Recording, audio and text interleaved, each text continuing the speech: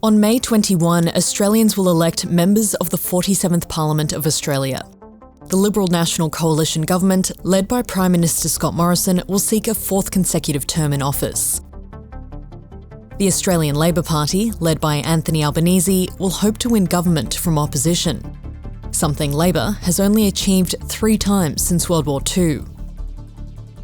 The coalition promises a stronger future. Labor promises a better future. So, what's the difference?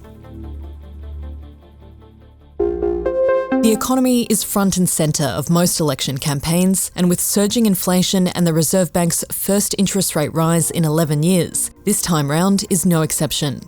The coalition has promised to limit tax revenue to 23.9% of the GDP. They've also announced a plan to extend an ATO task force to target high net income earners and multinational businesses. Labor hasn't formally adopted this tax cap, but has promised quality over quantity on spending. They say their only tax increase will be on multinational businesses.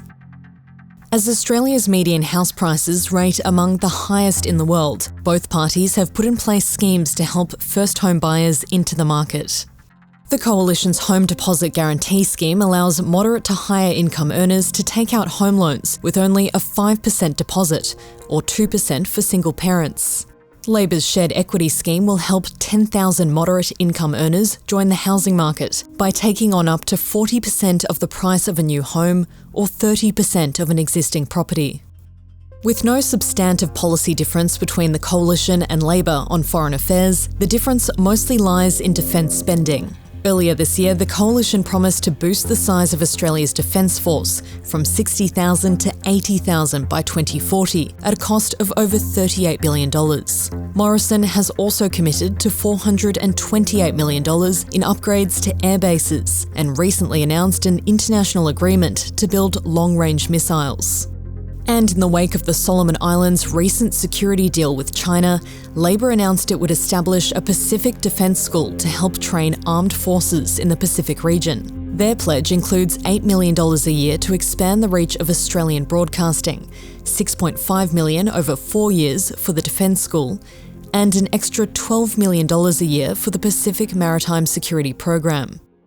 Both parties have outlined their plans for health spending. The Coalition has put forward a $273 million plan for every Australian with type 1 diabetes, giving them access to a potentially life-saving continuous glucose monitoring device. They'll also list 2 prostate cancer drugs on the PBS for the first time, as well as making all scripts on the pharmaceutical benefits scheme $10 cheaper.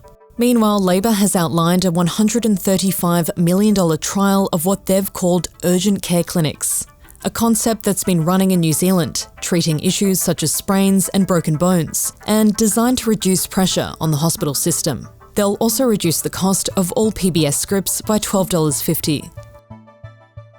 In their 2022 budget, the Coalition pledged $2.4 billion in an overhaul of the apprenticeship training scheme, and for universities, $2.2 billion for research commercialisation, including a $1.6 billion competitive program to fund early-stage research ideas. Labor, in reply, promised $1.1 billion towards 465,000 free TAFE places and an extra 20,000 university places. $100 million in new energy apprenticeships, $440 million on improving ventilation in schools, and more mental health support for students.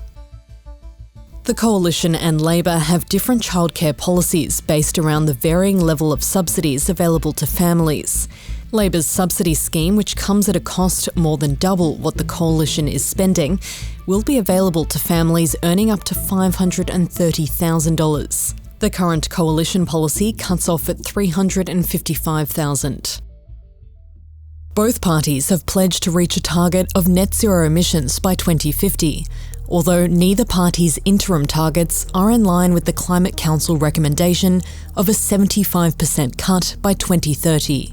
The Coalition has pledged an interim goal of 26% reduction by 2030, as well as funding research and development to lower the cost of clean energy. They'll also boost the number of electric vehicle charging stations across the country. Meanwhile, Labor has announced an interim reduction target of 43% by 2030, in addition to caps on the biggest polluters. Labor also plans to reduce the cost of electric vehicles in addition to increasing the number of charging stations. The Coalition has announced their proposal on a federal integrity commission that cannot hold public hearings, act on anonymous tips, or issue public findings. Scott Morrison has said he's not interested in amending the proposal. Labor has committed to legislating a National Anti-Corruption Commission by the end of 2022, if they win the election. In their proposed model, the Commission can hold public hearings and publicly issue findings. On other issues, the Coalition has listed protecting Australia's forestry sector, investment in roads, and addressing youth crime and antisocial behaviour in Alice Springs, among its top priorities, whilst Labor has highlighted strengthening Medicare, investing in local manufacturing, and raising aged care wages. On May 21, Australians will have a chance to vote on the issues that matter to them.